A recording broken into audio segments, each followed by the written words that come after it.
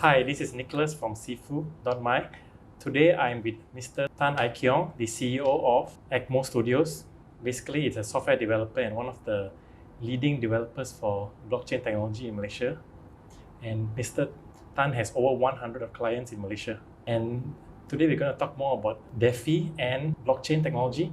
For my first question, what is the definition of DeFi and how can it be applied in today's world?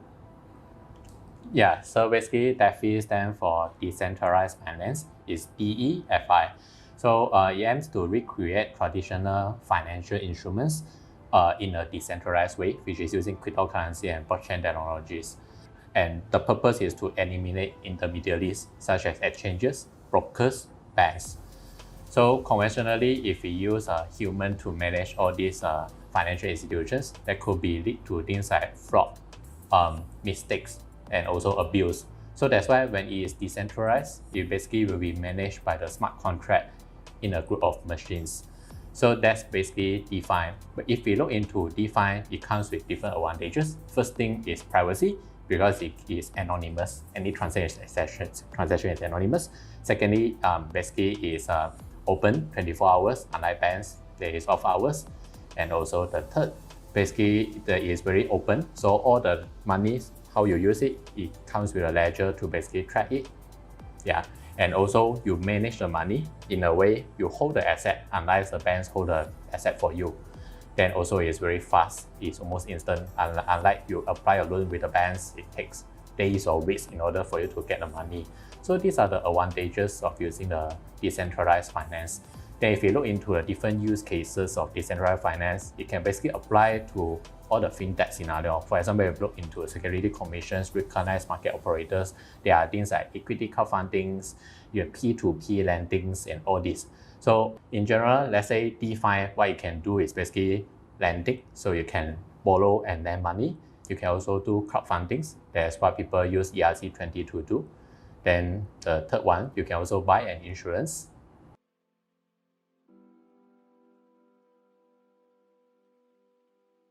So what yield farming actually means is, let's say today I being a Malaysian investor, I will go to some of the approved digital asset exchange like Luno, Synergy and so on to buy some Bitcoin or Ethereum. Then after that, I will deposit to some of the DeFi market, things like Compounds, MakerDAO. So these are some of it. Basically, once I deposit into a liquidity pool essentially is a smart contract that manages funds. Then after that, I become a liquidity provider myself. So due to I am providing liquidity to all these players, what they do is they're providing marketplace for you to exchange one token to another token. Secondly, they provide facility for you to lend and borrow cryptocurrencies, but comes with collateral. So since I put my deposit my Ether or my USD coin or whatever into the pool, then the liquidity pool, which is people like Compounds and also MakerDAO, they'll incentivize me with some of the cryptocurrencies. So in a way, you deposit your cryptocurrency to earn some interest with the cryptocurrency generated by the providers such as Compound and MakerDAO. Then that's how yield farming works. So of course, a more advanced yield farmer, they will do more than that. Because these are the first way is more like a conservative. It's not really conservative if you invest in crypto, because these are all high risk business. And talking about more conservative crypto investor versus a more sophisticated crypto investor. There's more sophisticated one, they will basically go and look around different pool with a higher APY, what you call an annual percentage yield. So you will jump around, so that of course high risk, high return. The return can be even up to 100%, but of course the risk is also super high. Then this is one way of yield farming. Another way could be, let's say I deposit into Compound 1,000 USD coin. After I deposited inside, I get CUSDC, basically a Compound USDC token. Then I can further invest this into another liquidity provider, such as AAVE. So this is one of the non-custodial liquidity provider. Then from there, I can actually get some more incentive. So you see, actually, I can, from Ether, I convert to USDC, put into Compound. Inside, I will already earn some interest. And secondly, I further convert this into the AAVE, then I will get further income from there. So this is very interesting. The same thing, you can actually go into different DeFi marketplace in order to generate the maximum income. And one more interesting part is basically what we call the liquidity mining.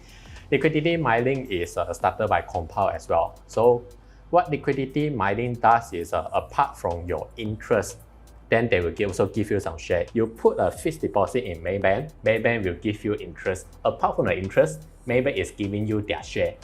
As nice as that. No such thing in the traditional financial world, right? So in crypto world, actually Compiles, they are doing this.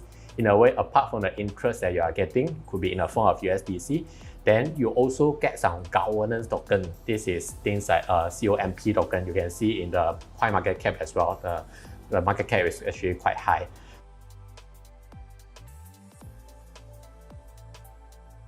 Investing in crypto could give you a very lucrative returns, but at the same time, it is very high risk.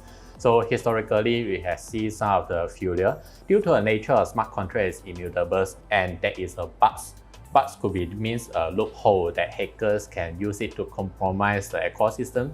Then, the money could be gone just like that. So that happened a couple of times to some of coin like those meme coin like Yam and also pizzas and hot dogs, things like that. So the money could just gone like that. To me, I will advise you can invest, but invest with the money that you can afford to lose. So that's why it's a very high risk return.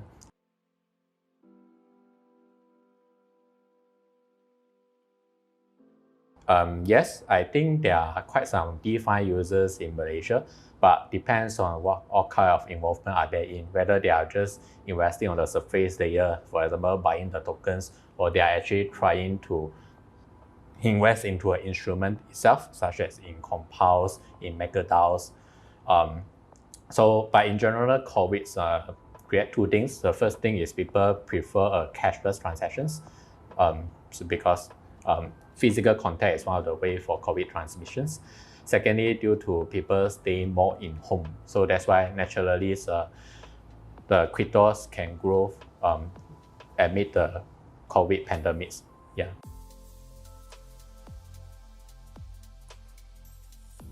So first thing first is blockchains are basically a decentralized computing. In traditional computing, we only have one centralized server and one database. But in a decentralized environment, we will have multiple machines. For example, in Bitcoins, we have tens of thousands of machines being the ledgers storing all this data. So that's why it's decentralized. So this is about blockchains, but decentralized computing and blockchain, there are still a difference, which is a consensus algorithm. Consensus algorithm basically determines the data synchronizations between different nodes, so you can know which data is being tampered and things like that. Bitcoin is one of the use case of blockchains where it basically means digital payments. So I can pay you via Bitcoins. But after that, blockchain basically evolved into what we call the blockchain 2.0. In blockchain 2.0, there is Ethereum. Ethereum basically introduced smart contract, which means developers like us can develop e-apps, decentralized applications using smart contract language, which is Solidity. Then from there, it basically also Ethereum is the infrastructures behind most of the decentralized financial applications due to we can create logics. Smart contract basically enable us to create logics on top of the cryptocurrency infrastructures. So this is a relationship between DeFi and blockchains. So basically DeFi is a use case of blockchains. So Mr. Tan, how do you see DeFi being adopted in Malaysia in the next future? To me, I think we are born in an era where probably you can only meet it a few hundred years one time in a way because blockchain and cryptocurrency it just started. So imagine you need to wait for the next wave. So that's why I will recommend you maybe try to explore cryptocurrencies with small amount of money, at least try to get a feel of what cryptocurrency really is, and then subsequently understand more about blockchains. So that could be something good for your personal knowledge or even your financial knowledge as well.